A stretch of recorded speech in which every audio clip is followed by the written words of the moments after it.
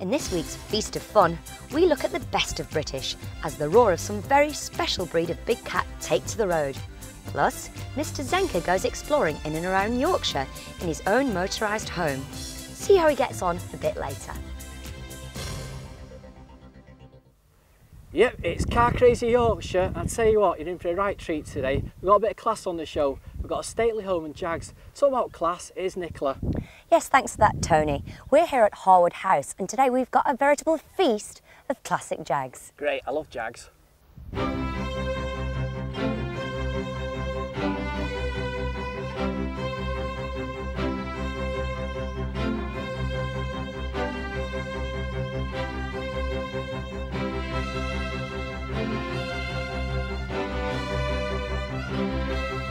Well, this is Chris Denton, owner of this beautiful piece of machinery. Chris, tell us about your car.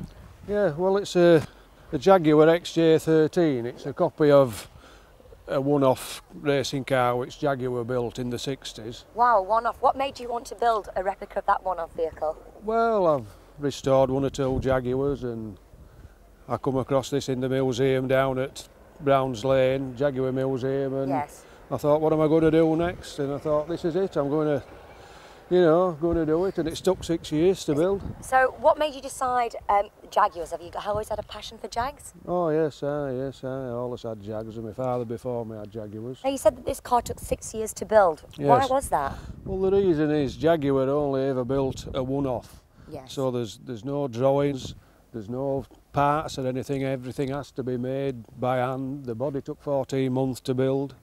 All handmade. And what material is it made? It's aluminium. It's aluminium. Yes. Even the wheels took, how long did they take to build?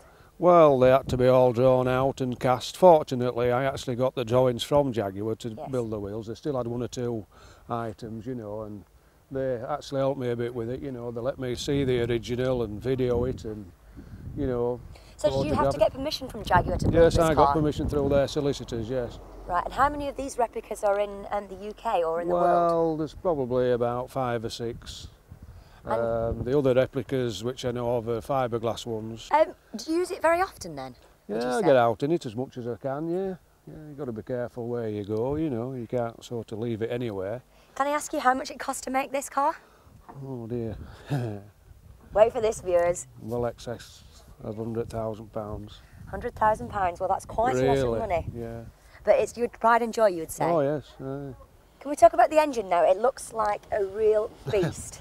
Well, it is, yes. As far as power's concerned, we've got about 400 brake horse. Wowee. And the car doesn't weigh a tonne, so as you can imagine how quick it is. Very quick. 0 to 60? Oh, less than 4 seconds. Less than 4 seconds, yeah. Wow. But it's a modern day Jaguar V12 engine. Right. Which has got the injection system as near as we can get it to the original car. Yeah. Which took a bit of designing. This is another thing why everything takes so long, you see. Yeah. So you wanted it basically to resemble it down to the finest detail. Yes, I think if you're, going to do anything to this standard, you really need to get it as near as you can. So how many miles does it do to the gallon then? It's not too bad actually. On and on, it will do 20, believe it or not. That's very good. But if I'm, really giving it some stick, I suppose I'm down to 12, So what would you say is the top speed you can reach? Oh, about 185. 185. Have you ever taken it on the track and tested it out? No, not yet. Not yet? Not yet, no. Oh, wow, I'd be doing that straight away. Well, thanks very much, Chris. Okay. It was lovely speaking to you. Yes. And your car is, It's a well, it's a pleasure. masterpiece. That's all I can say. Thank you. Thank you. Right, so we've got a Daimler V8 here, and I'm going to introduce you to the punters who own it. It's Walter and Pauline. Hi, Walter. All right, Tommy. Right, Pauline. Hiya. Right, so how long have you had the Jag then? Well, it's about 13, 14 years. 13, 14 years. And what sort of money did you give for it? I gave £8,000. And what do you reckon it's worth today then? Well, to the right person who wants a Daimler, Right. about 12,000. Right, about 12,000. Yeah. So why do you think it's gone up then? Well, just appreciation and Appreciation. The more time goes on, the rarer they get. And, Right. It's all these yuppies buying these classic cars, isn't it? That's what's pushing the price up. That's what spoiled the price. That's spoiled the price. Yeah, they were going. When I first bought this, they were appreciating nice and slowly, Right. nice and steady. Yeah. And then the yuppies down London discovered it were a better investment to buy, say, E-types. They were buying E-types in preference to these, of course, but it's all down to Inspector Morse, they bought that isn't it? many of them that they spoilt the market, really. Right, so now if you want a nice classic Jag, you've got to pay a lot more because of the market. Well, it started to creep back up again, so they're realising more of a true value now. So what's the actual age of this car? It's a 1964, it's 35-year-old. 1964? Yeah, it's actually the year that we got married. So. Was it? 1964? Yeah, it is, yeah. Very nice. And you're still smiling and holding hands? I know, well, occasionally. Well, Doesn't we're it make going you sick, holiday eh? in it, yeah. Yeah, we hold hands when we're on holiday in it, yeah. So, I mean, is it true that Yorkshire people like buying these classic cars so they don't have to pay any car tax? Well, it depends on the age. I mean, well, it's 35 years old, so you thought you get an old car so you don't have to pay the car tax. Well, yeah, true. Yeah. These Yorkshire people, they'll do anything to save a few quid, won't they? You know what I mean? That's a recent thing anyway. Is That's it? Recent, Yeah. So, I mean, what's the difference between a Daimler and a Jaguar then? Well, the engine, basically. Right. And Jaguar bought Daimler out in, I'm not quite sure, I think it was 1961. Right. Jaguar put the Daimler engine into their Mark II body, which is this one. Right. So where have you be taking it then? Whereabouts are you going? What sort of rallies have you been Well, on? we go all over if the weather's nice, and we go with the Jaguar Enthusiast Club usually to Le Mans. Oh right, you've been to Le Mans, in France, yeah. It's been this year, 99. Right. And do you actually stay up and watch the whole race? Well, we don't watch it 24 hours. Well, that's what we know. We drift away and come back to the car and have something to eat and then go back, you know. The thing about Le Mans is, though, I mean, when you go there to watch the race, you just can't get a decent pint of bitter, can you? You can't, you're right. I mean, what do you drink over there? True. Lager. Lager? Yeah. You take your own? Yeah. No, little French bottles. Little French bottles. Buy them from the supermarket. Plenty of wine. Yeah, these Yorkshire, but save your money again, eh, from the supermarket. Well, listen, Walt, it's been lovely meeting you and your wife, Pauline. Just wanted to ask you one last question, right? I mean, this Jaguar, between the Jaguar and Pauline, which one's more reliable? It's a tricky question, isn't it? Yeah, I've got to... All right, I'll tell you what, Walt, you get back to me on that one. All right, mate. Listen, nice meeting you. Good luck. All right, thanks a lot. Okay, Tony. Bye. With me is Gordon Cooper, owner of this beautiful Jag. Gordon, what type of Jag is this? It's an XK 120 open top sport or roadster. How long have you had the vehicle? I've had it for 8 years now. And have you always been Jag mad? Yes, ever since I was a child I've always loved Jaguars and it was always my ambition to own one of these. Oh, well, fantastic. Do you take it out a lot? When time permits, yes, and weather permits. Yes. So do you go touring abroad in it or do you just tend to stick to the UK? No, the intention is to take it to France eventually, but Yes. I've been doing a lot of work on it recently, so I haven't had the time. Now, why this colour? This isn't a traditional sports car colour, is it, after all? It is the original colour of the car. Yes. From Jaguar's own records. It wasn't this colour when I bought the car, but when we started the restoration we decided to put it back to its original colour. So what colour had they turned it into, basically? It was Old English white. Oh, right, yes. It looked good, but looks better like this. And have you restored the car yourself? I've done all the mechanical work, all the stripping down and rebuilding, but I've had the bodywork and the trim done professionally. Can I just ask you, Gordon, how much did this vehicle cost you? It originally cost £20,000 back in 1991. That was quite expensive, but money well spent. Yes, the prices were coming down after the booming classic car prices, so it wasn't too unreasonable. So how much have you spent on it to restore it? I've spent about £15,000 on it. So it's worth now? 35,000, Wow. hopefully. Well, hopefully, but you said you'd never sell it. No, never sell it now. Well, thank you very much, Gordon. It's back over to Tony. Right, so you've just had a pay rise, yeah? You've got a spare 35 grand sitting in the bank. What you need to do is get yourself a 1950 XK 120. So forget your Beamers, forget your Mercs, forget your Porsches. If you really want to impress the ladies, this is what you need, a classic British Jag. Come on, you know you want it. Let's go. It's all very well thinking about the beauty of these cars, but the best way to really appreciate them is to see them move.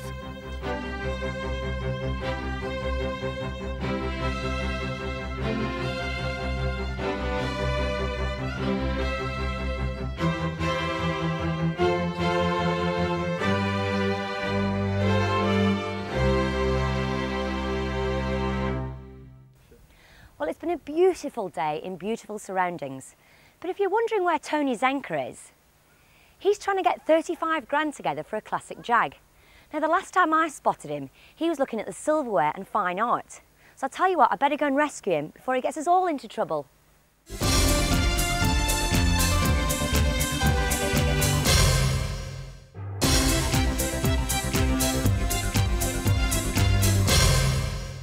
Hey up Yorkshire. Right, I'm in the Meadowhall Centre in Sheffield, and I'm here today to find out if the type of car that people drive reflects their personality. And I'm also here to find out if it's true what they say about Yorkshire people being a bit careful with their money. What sort of car do you drive? Escort. Escort? Yeah. So what would you drive if you had more money? BMW. BMW? Yeah. So would you actually spend the money though? Because I've heard that Yorkshiremen are a bit tight. No, I don't believe it, kid. So you're very generous, are you? Most generous people in the country. Are they? Yorkshiremen, yes. Definitely. Can you lend us a quid? I ain't got one. What sort of car do you drive? Volkswagen Polo. Right, so yeah, that might reflect your personality.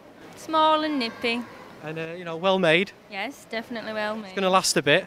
Hopefully. What sort of car do you drive, mate? Rover. A Rover? Yeah. What colour is it? Silver. Is it more reliable than the wife? Oh. Which one breaks down more? After the break, will he bring the house down in your part of town? Tony Zenka in Tales of the Motorhome, so stay tuned.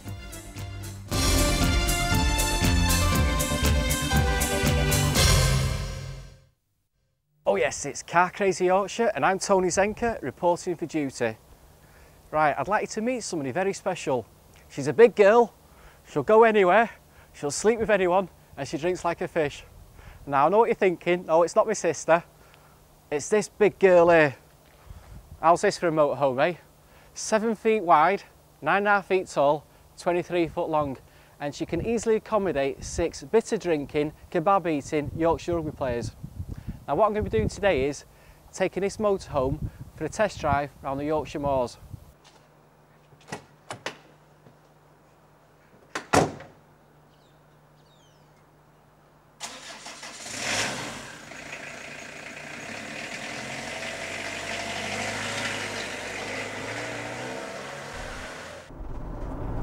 Right, I'm heading for the heart of Yorkshire now, and I'm on the M62, which is actually the highest motorway in England. Now I remember I met this guy from Leeds once, and he was raving about the curries in Bradford. Now I spotted a sign, and we're only a few miles from Bradford, and I'm getting a bit peckish, so that's what I'm going to do. I'm going to head for Bradford for a nice cheeky curry. Right, I tell you what, it's hungry work test driving this motorhome, but not to worry, I've landed in Bradford, and I'm going to treat myself to a nice curry. I just had a thought, I wonder if he does home deliveries.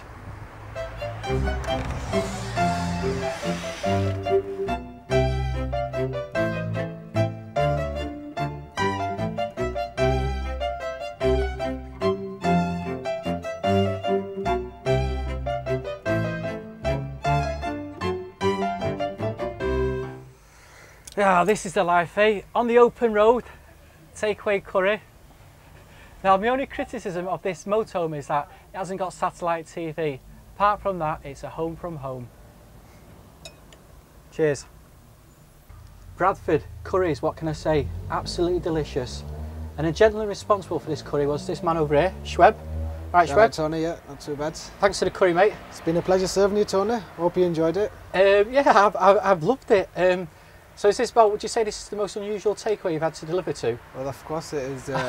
Don't get many of these, was it a motorhome, yeah? Motorhomes in here, yeah. So what do you reckon to this motorhome then? Oh, it's quite cosy actually. I quite like it. I can get to the idea of this. You know, a few of these motorhomes parked outside here and serving them curries. Quite good, won't it? Could have an extension to your restaurant. Aye.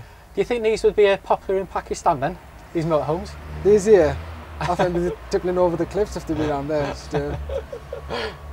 No, big things, aren't they? They're quite big. They're quite cosy actually, aren't they? It's alright, you get 6 people in here. Alright mate, well listen, thanks a lot for the curry. It's been a pleasure, Tony. And we'll see you again sometime. Thank you very much, thanks. Cheers mate. Okay.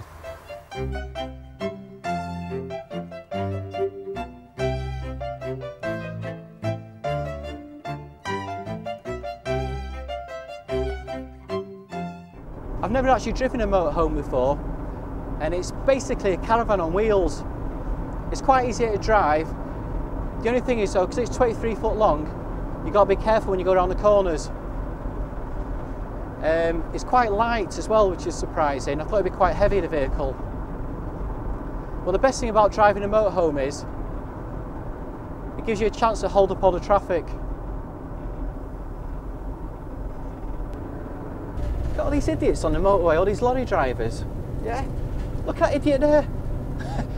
It's typical of French lorry driver as well, eh? Yeah, mate, that's right. You laugh at our British beef. Yeah, you laugh at the British, eh? If you want for the British, you'd always speak in German now in France, wouldn't you? Look at him, there's another one right on my ass. Yeah, what's the point, mate? I'm not going anywhere.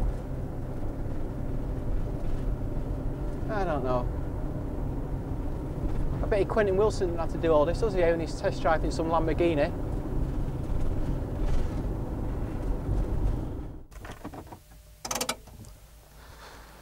Right, for me, the best thing about motorhome is, just imagine you've been driving along the Florida Keys all day, or you've been in the south of France, or you've been even through the Yorkshire Dales, and you're absolutely gagging for a cup of tea. Now, if you're on mobile home, all you got to do is pull up in a lay-by and stick the kettle on. And here's one that I made earlier. So you've got all the modern facilities in here. You've got a gas cooker, you've got a fridge, the power source is gas, electric mains or a battery in the caravan. You can lift this table up. This is one of your double beds. You've got a double bed as well up there, and you've also got facilities for 2 more to sleep in the lounge area as well. I mean, it really is a home from home. You've got a bathroom, shower, hot and cold water, toilet, you've got a heater.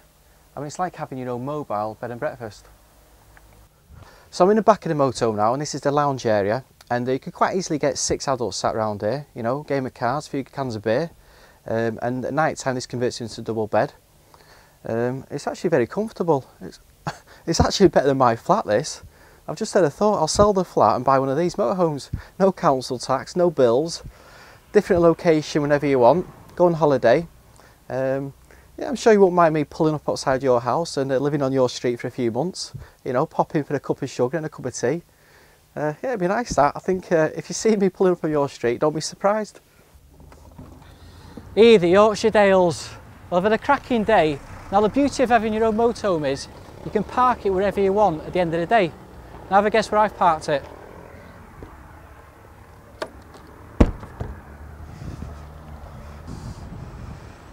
That's right, you've guessed it.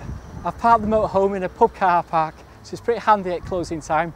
Anyhow, here I am outside the most famous pub in Yorkshire, and I'm going to treat myself to a few pints. Let's go.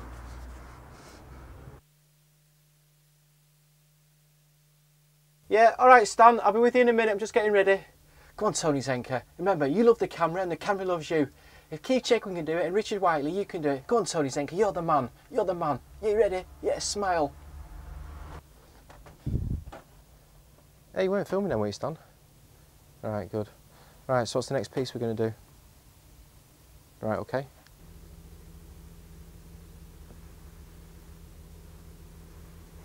Oh yes, the great British outdoors, eh? Well, I tell you what, us northerners, we're not scared of a bit of wind and rain. That's not going to stop my enjoyment. Now, it might be raining outside, right, but I'm nice and cosy in my caravan.